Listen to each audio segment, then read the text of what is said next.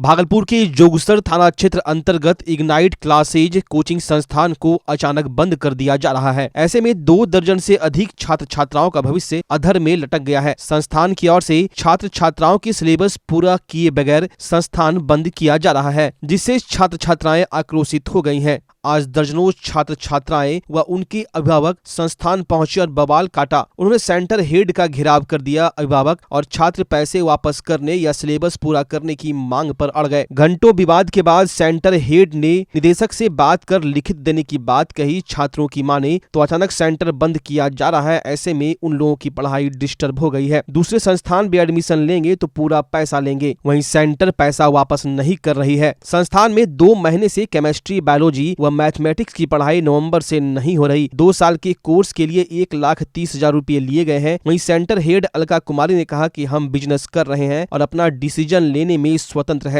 हम लॉस में जा रहे थे, इसलिए बंद कर रहे हैं। अभिभावकों की डिमांड है कि लिखित दें कि रुपया वापस करेंगे, उन्हें हम लिखित देंगे। अब सवाल यह है, जिस तरह से सेंटर हेड ने कहा कि हम बिजनेस कर रहे हैं, इससे साफ जाहिर हो रहा है कि कोचिंग संस्थान इन्होंने बिजनेस के लिए खोला है। शिक्षा को बिजनेस बनाया गया है, क्यों न ऐसे लोगों पर कार्रवाई हो। प्रॉब्लम है क्या, क्यों बंद हो रहा है? सर, अप्रैल में मेरा बच्चा पढ़ाई करना स्टार्ट किया।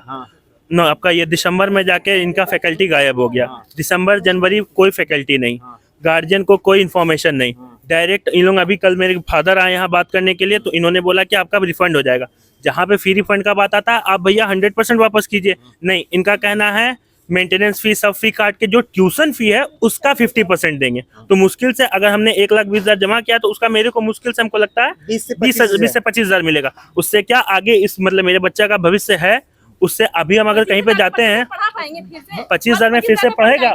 और जहाँ तक है, अभी हम जहाँ भी जाते हैं तो वहाँ हमको तुरंत फी मांगेगा। इनका कहना है फी 15 तारीख तक। कल के दिन ये अगर भाग गए तो हम कहाँ खोजेंगे, किनको खोजेंगे? आप क्या करेंगे आप लोग जब तक पेमेंट नहीं मिलेगा? हम लोग यहीं पे हैं। इन लोगों ने बोला बात करते हैं, डायरेक्टर से बात हो रहा है, आधा घंटा में बताते हैं क्या होगा, देखते हैं उसके बाद फिर क्या होता है। हम लोग को है ना बोला गया था अगर इग्नाइट बंद ही होना तो स्टार्टिंग में तो पहले एडमिशन नहीं लेता। ठीक है, मान लिए ले भी लिया आप एडमिशन, तो फिर है ना जनरली कोई भी कोचिंग में ना अगर क्या बोलते हैं 11th-12th कंप्लीट करता है तो फिर वो पूरा मार्च तक कंप्लीट होना चाहिए था। पूरा 11th का जो सेशन होता है वो 2023 मार्च से 2024 मार्च तक होना चाहिए, बट ये लोग दिसंबर में ही कंप्लीट कर दिया। आप तो सोच सकते हैं कितना स्पीड में किया होगा। और दिसंबर से कोई फैकल्टी नहीं आ रहे सिवाय फिजिक्स को छोड़ के, और फिजिक्स भी हम लोग का कंप्लीट नहीं हुआ। ना हम लोग को डाउट मिल रहा है, ना हम लोग का कोई भी रिवीजन हो रहा है, क्योंकि 11th में तो रिवीजन चाहिए।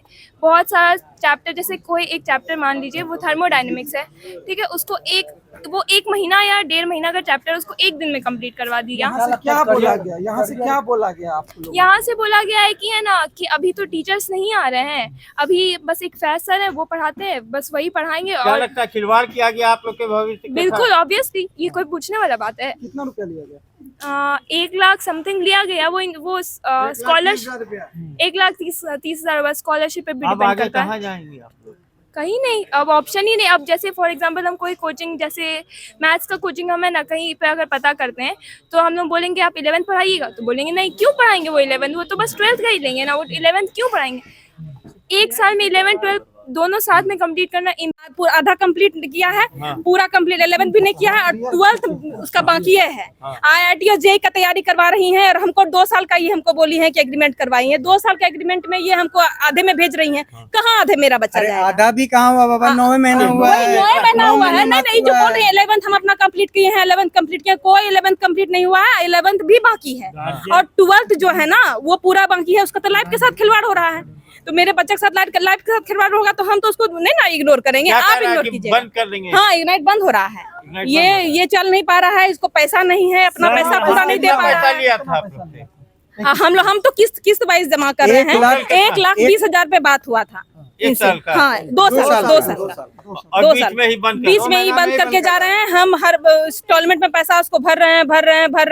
क्या लगता है बच्चे के भविष्य के साथ खिलवाड़ कर रहा था? पूरा खिलवाड़ हो रहा है, तो पूरा खिलवाड़ हो रहा है। मैडम क्या कर रही है? मैडम कह रही है कि पैसा आपको दे देंगे, जितना सा आपका बाकी है उतना सा हम देंगे। हमको बाकी पैसा नहीं चाहिए, हमको टोटल। इतना सा भी नहीं बोल रही है। क्या लगता है ट्यूशन भी लौटेगा। 40,000 रुपया यहाँ एडमिशन का चार्ज लिया गया है।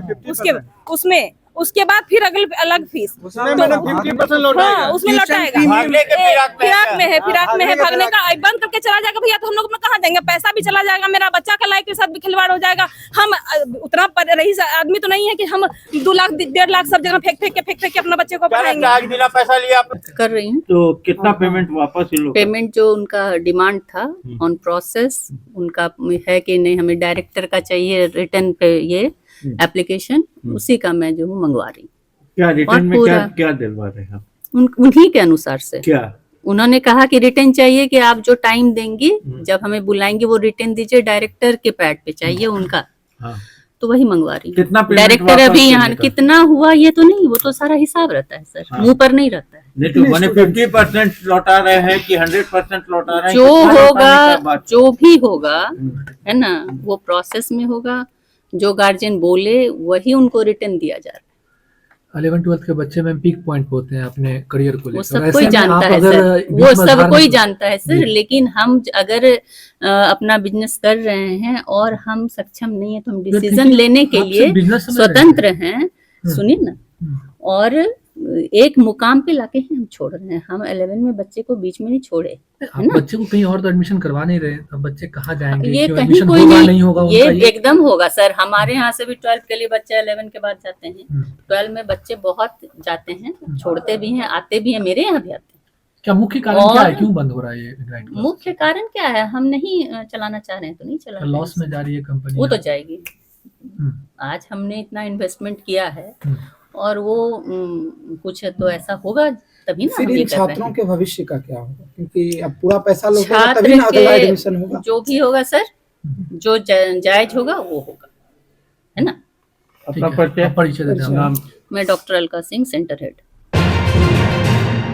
नमस्कार, मैं डॉक्टर वसुंधरा लाल, मेयर नगर निगम भागलपुर, अपने निगम परिवार की तरफ से समस्त देशवासियों को गणतंत्र दिवस की अनेक अनेक शुभकामनाएं और बधाई। जय हिंद, जय भारत, वंदे मातरम। राज रतन नाथनगर थाना अध्यक्ष की तरफ से सभी जिले वासियों, बिहार वासियों व देशवासियों को गणतंत्र दिवस की हार्दिक शुभकामनाएं व बधाई। नमस्कार, मैं राजकुमार रंजन पहल कंपनी की तरफ से भागलपुर एवं देशवासियों को गणतंत्र दिवस के उपलक्ष्य में ढेर सारी शुभकामनाएं देता हूं। जय हिंद, जय भारत, वंदे मातरम। नमस्कार, मैं डॉक्टर अजय कुमार सिंह, अध्यक्ष जीवन जागृति सोसाइटी। समस्त देशवासियों को गणतंत्र दिवस की ढेर सारी शुभकामनाएं। इसे संविधान दिवस भी कहा जाता है और ऐसे में हम लोगों को चाहिए कि देश के कानून का पालन करें, चाहे वो सड़क सुरक्षा हो या कोई अन्य। सड़क सुरक्षा में हमारी सोसाइटी लगातार कार्य करती है, लोगों को जागरूक करती है। आपसे निवेदन है कि यातायात के सारे नियमों को पालन करें। ओवर स्पीड, ओवरटेक करना, हेलमेट पहनने की अनिवार्यता एवं 4 पहिया वाहनों के लिए सीट बेल्ट लगाना बहुत ही ज़रूरी है।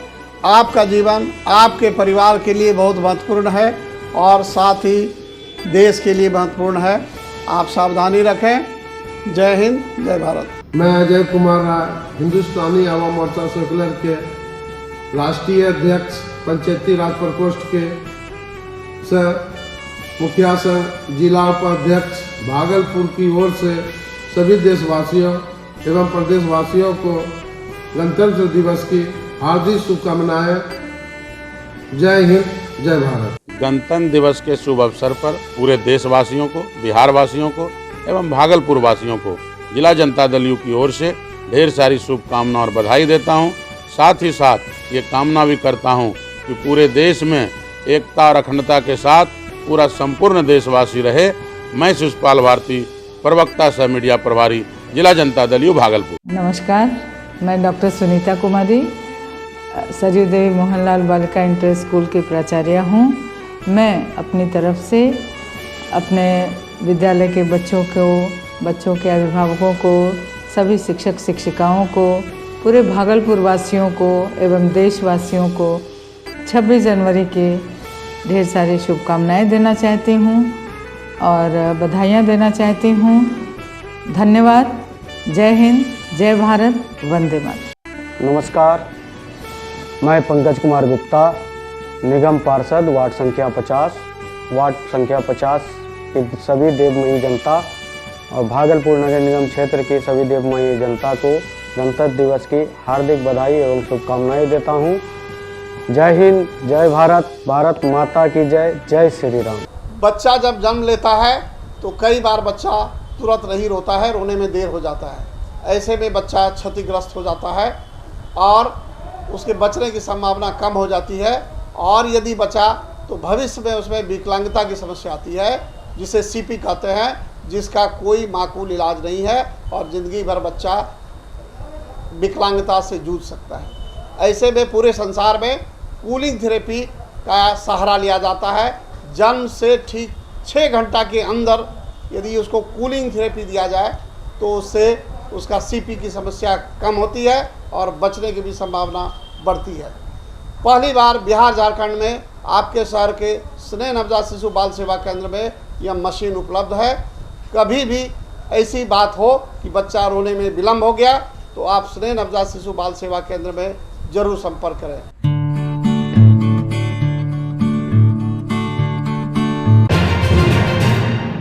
भागलपुर के Nathnagar railway station platform number 1 पर देर रात अपराधियों ने पहले मैट्रिक के 16 साल के छात्र प्रिंस की सीने में गोली मारकर हत्या कर दी, फिर युवक को मौत के घाट उतार दिया। प्रिंस गोली लगने के बाद पटरी पर गिर गया। वो ललमटिया थाना क्षेत्र के कुंडी टोला के स्वर्गीय बबलू शाह उर्फ तरुण का पुत्र था, जबकि शेखर कुमार गोली लगने के बाद वहां से भाग गया। एक दोस्त ने उसे अस्पताल पहुंचाया, जहां उसकी मौत हो गई। दो हत्या होने से इलाके में सनसनी फैल गई और घटनास्थल पर नाथनगर, ललमटिया और रेल थाना पुलिस पहुंचकर मामले की छानबीन में जुट गई। मामले को लेकर भागलपुर की सिटी एसपी अमित रंजन ने बताया कि नाथनगर रेलवे स्टेशन पर एक ही गिरोह के द्वारा 2 लोगों को गोली मारकर हत्या कर दी गई है। पूरे मामले की छानबीन रेलवे पुलिस कर रही है और जहां भी रेल पुलिस को हमारी आवश्यकता होगी हम उनका सहयोग करेंगे। नाथनगर स्टेशन पर एक अज्ञात लाश मिली थी, जिसकी सूचना प्राप्त होते ही नाथनगर एसएचओ वहां पहुंचे, जीआरपी थाना भी वहां पहुंचा और उसके बाद थोड़ी देर बाद एक सूचना प्राप्त हुई कि मायागंज अस्पताल में एक व्यक्ति की गोली लगने से मृत्यु हो गई है। तो दोनों इंसिडेंट की जब इनिशियल जांच की गई तो दोनों इंसिडेंट अभी जो ऐसा इनिशियल जांच में लग रहा है कि एक ही गैंग ने किया है और उसका जो पूरा मामला है वो जीआरपी उसकी जांच कर रही है और वहीं पे उनके परिजनों का बयान लिया जा रहा है। उसके उपरांत जो है अग्रतर कार्रवाई की जाएगी। हत्या का प्रथम दृष्टया क्या? तो अभी हम लोग कुछ नहीं कह सकते, इन्वेस्टिगेशन के बाद ही कुछ बता सकते हैं। अब उसका जो पूरा मामला है वो जीआरपी के संज्ञान में है, वही लोग उसमें इन्वेस्टिगेट कर रहे हैं। हमारी जो पूरी टीम है वो इसमें सपोर्ट कर रही है और इनिशियल जो भी चीज़ें आई हैं उसके आधार पे हम लोग ने ये पता किया है कि ये इंसिडेंट दोनों जो थे वो एक ही जगह पे हुए हैं और जीआरपी उसका कांड दर्ज करके और फिर हम लोग उसको टेक्निकल जो भी सपोर्ट चाहिए होगा वो भी देंगे और वो भी अपने तरफ से अनुसंधान उसमें करेंगे।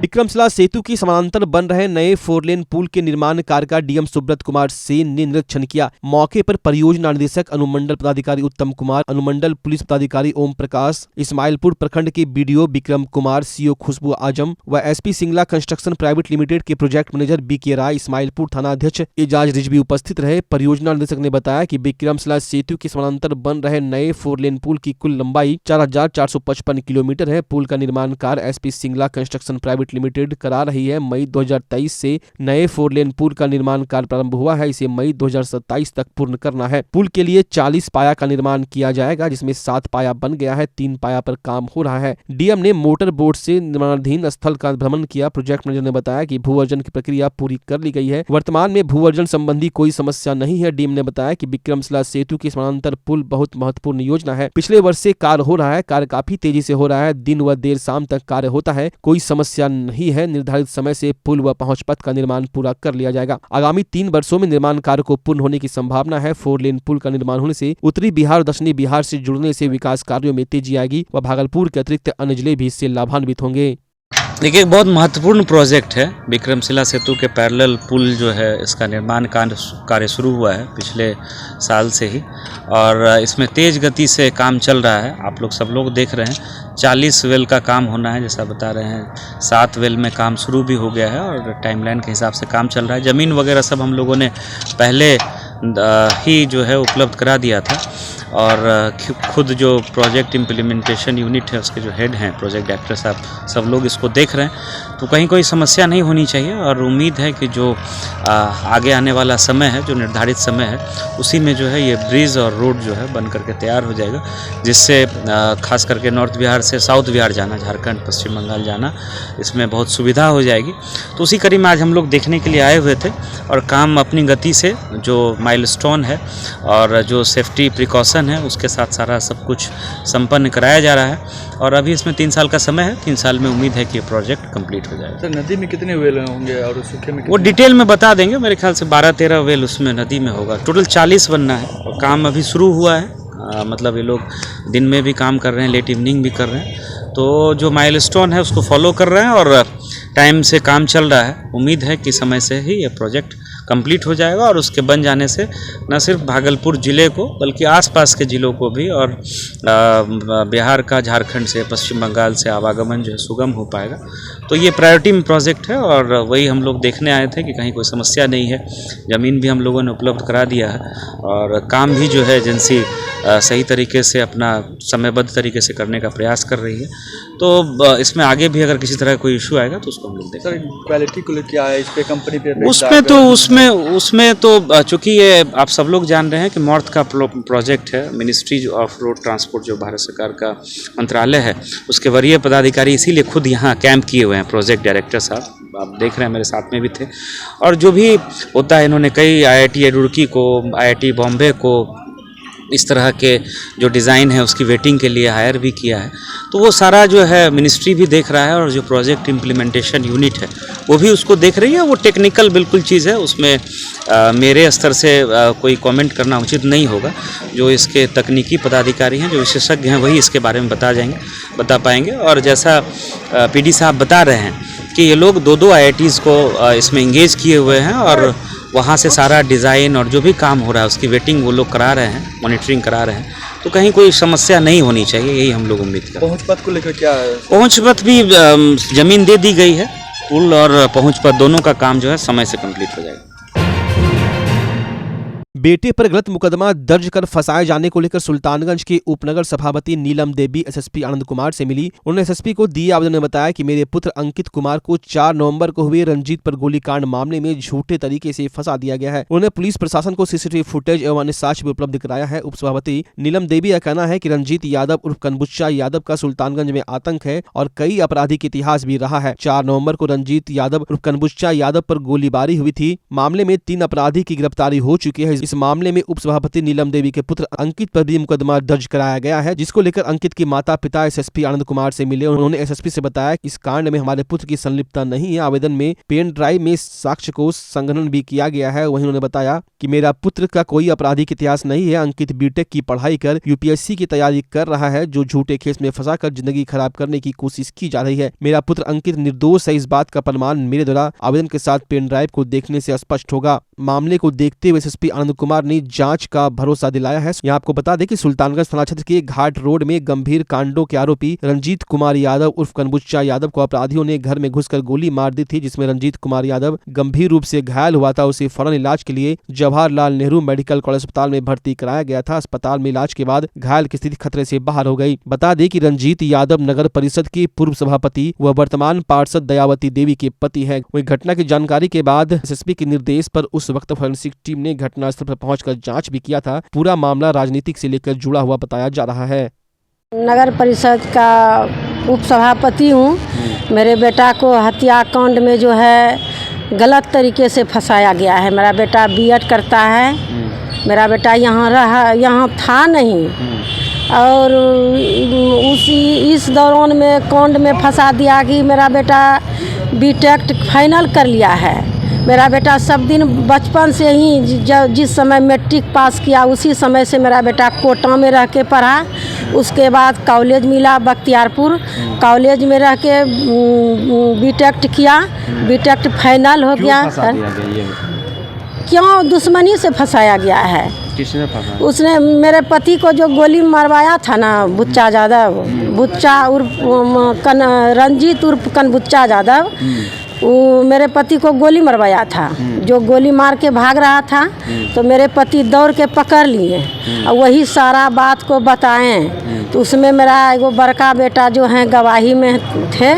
इस कारण से अब की बार उनको जो हुआ तो जबकि मेरा एक बेटा बौसी में था, एक बेटा शांति समिति के मीटिंग में था, मेरा बड़का बेटा सिर्फ घर पे था और मालिक तो अस्वस्थ है। मालिक भी घर में पेन ड्रॉप जो दिए हैं उसमें ही देखें कि कहाँ के कौन आदमी हैं। गलत तरीके से फंसाया गया।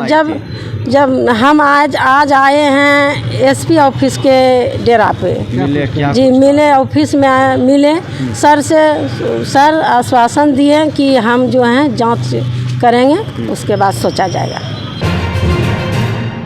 इंडिया अलायंस में सब कुछ ठीक ठाक नहीं चल रहा है। कल ममता बनर्जी ने अलग चुनाव लड़ने का फैसला किया तो बंगाल में राहुल गांधी की न्याय यात्रा से पहले उनके पोस्टर फाड़ दिए गए। इसके साथ ही आज ममता बनर्जी भी बंगाल में रैली कर रही हैं। वहीं दूसरी ओर इंडिया अलायंस के आम आदमी पार्टी के मुख्यमंत्री भगवत मान ने पंजाब में अकेले चुनाव लड़ने का ऐलान कर दिया है। इस पर सियासत तेज है। वहीं कांग्रेस विधायक अजीत शर्मा ने इस पर बड़ा बयान दिया है। उन्होंने कहा कि जिस तरह ममता बनर्जी ने सीपीएम का हवाला दिया यह उनका अंदरूनी मामला है, लेकिन जिस तरह से पोस्टर फाड़े जा रहे हैं कहीं न कहीं इसके पीछे राज छिपा है। ममता बनर्जी भी कांग्रेस में रही और अगर उनके लोग राहुल गांधी का पोस्टर फाड़ रहे हैं तो इससे राहुल गांधी और पॉपुलर होंगे। कांग्रेस और मजबूती से बंगाल में आएगी। गठबंधन में कोई नहीं रहना चाहता तो उनकी मर्जी है, लेकिन कांग्रेस देश में सबसे बड़ी पार्टी है और अगर पोस्टर फाड़ेंगे तो ममता बनर्जी को बहुत नुकसान होगा और बंगाल में कांग्रेस विजय पताका लहराएगी।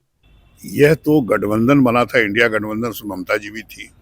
अब उन्होंने जो कल बयान दिया कि सीपीएम के चलते मैं अलग हो रही हूं, अब उनका वो आंदोलनी मामला है, लेकिन आप जिस तरह से पोस्टर फाड़ रहे हैं कहीं ना कहीं इसके पीछे कोई राज छिपा हुआ है। आप कांग्रेस पार्टी का जो विचारधारा है, और आदरणीय ममता जी मुख्यमंत्री हैं, पहले कांग्रेस पार्टी में ही थी, काफी वर्षों तक रही, और अगर उनके लोग पोस्टर्स आदरणीय राहुल गांधी का फाड़ रहे हैं तो आपको बता दें इससे राहुल गांधी जी का कद बढ़ेगा, कांग्रेस और पॉपुलर होगी। जिस तरह असम में उनको मंदिर जाने से रोका गया, उनके न्याय यात्रा को रोकने का प्रयास किया गया, प्रदेश अध्यक्ष को लहूलुहान किया गया, स्टूडेंट से मिलने नहीं दिया गया, अगर इस तरह से पोस्टर अगर फाड़ेंगे इससे कांग्रेस को कोई नुकसान नहीं है। कांग्रेस और मजबूती से बंगाल में आएगी, यह मैं आपको ऐसा है। देखिए हम लोग गठबंधन क्यों कांग्रेस पार्टी बनाई? कांग्रेस पार्टी देश के युवकों के हित में, महंगाई के खिलाफ, ये एक हम लोगों ने एक इंडिया गठबंधन बनाया था ताकि भारतीय जनता पार्टी के जो आदरणीय नरेंद्र मोदी जी हैं वो क्या क्या करेंगे हिंदू मुसलमान को लड़ाने का, ये सब करके वो सत्ता में रहना चाहते हैं। इसलिए हम लोगों ने कहा कि पहले पार्टी से बड़ा देश के लोग हैं, देश की जनता है, और सब लोग मिलजुल के देश का विकास करें। इसलिए कांग्रेस पार्टी ने एक गठबंधन बनाने का प्रयास किया, और अगर गठबंधन में कोई नहीं रहना चाहता है तो उनकी मर्जी है, चाहे वो ममता जी हो और माननीय मुख्यमंत्री मान जी हो, वो तो उनका मर्जी है। लेकिन आपको बता दें कांग्रेस पार्टी सबसे बड़ी देश की पार्टी है। जनता कांग्रेस की तरफ, आदरणीय राहुल गांधी जी की तरफ देख रही है। अगर आप इस तरह से पोस्टर फाड़ेंगे तो आप बता दें ममता जी मुख्यमंत्री को काफी नुकसान बंगाल में होना पड़ेगा और कांग्रेस वहां विजय पताका। भागलपुर पुलिस को उस समय बड़ी सफलता हाथ लगी जब उसने 2 वर्षों से फरार चल रहे अंतर्राज्यीय लुटेरा, नशा कारोबारी और भू माफिया सरगना भागलपुर के पुरानी निवासी मोहम्मद फैयाज को लोडेड देसी कट्टा और 2 जिंदा कारतूस के साथ उसके घर से धर दबोचा। सिटी एसपी ने प्रेस कॉन्फ्रेंस कर बताया कि मोहम्मद फैयाज की गिरफ्तारी को लेकर भागलपुर के DSP law and order doctor Gaurav Kumar के नेतृत्व में विशेष टीम का गठन किया गया था। विशेष टीम ने तकनीकी और वैज्ञानिक अनुसंधान के आधार पर कुख्यात अपराधी को उसके घर से एक देसी कट्टा एवं 2 जिंदा कारतूस के साथ धर दबोचा। सिटी एसपी ने बताया गिरफ्तार अपराधी का नेटवर्क बिहार, झारखंड और बंगाल में सक्रिय है। यह गिरोह मुख्य रूप से रंगदारी, नशा का कारोबार और भू माफिया के रूप में काम करता है। फैयाज के खिलाफ भागलपुर के जगदीशपुर थाने में ही 3 रंगदारी के मामले दर्ज है। सिटी एसपी अमित रंजन ने बताया कि जल्द ही पूरे नेटवर्क को सलाखों के पीछे पहुंचाया जाएगा। ये मोहम्मद फैयाज नाम का एक व्यक्ति है, अपराधी है, कुख्यात। ये 2 साल से फरार चल रहा था, तो इसकी गिरफ्तारी सुनिश्चित कर ली गई है और इसके लिए एक स्पेशल टीम बनाई गई थी। डीएसपी लॉ एंड ऑर्डर उस टीम को हेड कर रहे थे और इन्होंने एक छापेमारी करी टेक्निकल उसमें एविडेंस के आधार पर, और फिर इसकी गिरफ्तारी की गई है। गिरफ्तारी में 1 देसी कट्टा और 2 कारतूस बरामद किया गया है और ये पिछले 2 साल से फरार चल रहा था। इसका जो गिरोह है पूरा, वो रंगदारी, स्मैक, भूमाफिया इत्यादि में संलिप्त था और इस गैंग का जो पूरा नेटवर्क है वो झारखंड एवं बंगाल में भी सक्रिय है। तो एक बहुत अच्छी उपलब्धि है और बाकी जो इस गैंग के मेंबर्स हैं उसके ऊपर भी हम लोग लगे हुए हैं और जल्द से जल्द उन पे भी एविडेंस लेके फिर हम लोग उसके ऊपर भी कार्रवाई करेंगे। कितने मामले दर्ज हैं? अभी जो हम लोग को टोटल जगदीशपुर थाना ही चेक कर पाए हैं तो जगदीशपुर में ही 3 रंगदारी के कांड दर्ज हैं। बाकी थानों में भी हम लोग पता कर रहे हैं और भी इसके ऊपर कांड दर्ज होंगे पूरे भागलपुर में और अलग अलग जिलों से भी पता करेंगे इसके बारे में। काफ़ी कुख्यात अपराधी है, 2 साल से फरार था और सीरियस ऑफेंसेस में इसके नाम है। और जो टीम थी जो इस पे लगी हुई थी उसमें doctor Gaurav, DSP law and order, थानाध्यक्ष जगदीशपुर रंजीत कुमार, ओम प्रकाश थानाध्यक्ष बाईपास और कृष्ण कुमार राय, अजय कुमार जगदीशपुर थाना से बाकी फोर्स था जिन्होंने काफ़ी अच्छा काम किया और एक कुख्यात अपराधी को। बिहार में सर्दी का सितम जारी है, लेकिन स्कूलों को खुलवा दिया गया है। शिक्षा विभाग की अपर मुख्य सचिव के पाठक ने स्कूलों में छुट्टियां रद्द कर दी है। 2 छात्रों की मौत की बातें भी सामने आ रही है। इधर पटना डीएम और के पाठक में छुट्टी को लेकर ठन गई है। इस पर कांग्रेस विधायक अजीत शर्मा ने बड़ा बयान दिया है। कभी के पाठक की जमकर सराहना करने वाले अजीत शर्मा ने उन्हें आड़े हाथों ले लिया है। साथ ही पटना डीएम चंद्रशेखर का साथ दिया है। उन्होंने कहा कि यह बिल्कुल गलत कर रहे हैं क्योंकि इतनी ठंड है, हम लोग पूर्णिया कार्यक्रम की तैयारी नहीं कर पा रहे हैं। बच्चे बहुत छोटे होते हैं, 3 मौतें हुई हैं। के पाठक सरकार नहीं होते हैं, वो पदाधिकारी हैं। मुख्यमंत्री को इस पर संज्ञान लेना चाहिए। बच्चों की मौत होती है तो जवाबदेही पदाधिकारियों पर होगी। पटना डीएम ने स्कूल बंद करने का निर्णय लिया है तो मैं उन्हें धन्यवाद देना चाहता हूं। उन्होंने सही निर्णय लिया है। बिल्कुल गलत कर रहे हैं वो, क्योंकि आज ठंड इतनी है, अभी हम लोग ठंड में बाहर नहीं निकल पा रहे हैं। जबकि आदरणीय राहुल गांधी के कार्यक्रम में हम लोग पूर्णिया में भी पूरा काम नहीं कर पा रहे हैं और स्कूल खोलना, बच्चे तो बहुत छोटे होते हैं और 3 मौतें हो गई है। निश्चित तौर पर सरकार को इस पर सोचना चाहिए। कोई के पाठक सरकार नहीं होते, वो पदाधिकारी हैं। अगर वो गलत कर रहे हैं, इस ठंडक में स्कूल खोल रहे हैं, निश्चित तौर पर माननीय मुख्यमंत्री को उनको बोलना चाहिए कि स्कूल को बंद करिए, जब ठंडा खत्म हो फिर चालू करिए। नहीं, देखिए जो भी निर्णय होगा, जो इस ठंडक में स्कूल को बंद रहे, बच्चे बहुत छोटे होते हैं, वो देश के भविष्य है, बिहार के भविष्य है। अगर उनकी मौतें होती है और जो मौत होती है जवाबदेही किस पर होगी? पदाधिकारियों पे होगी। इसलिए डीएम अगर बंद रखे हैं तो मैं उनको धन्यवाद देता हूं कि नहीं, आपने सही निर्णय लिया। इस ठंडक में स्कूल सारे को बंद होना चाहिए, जब ठंडक खत्म हो उसके बाद स्कूल चालू होना चाहिए।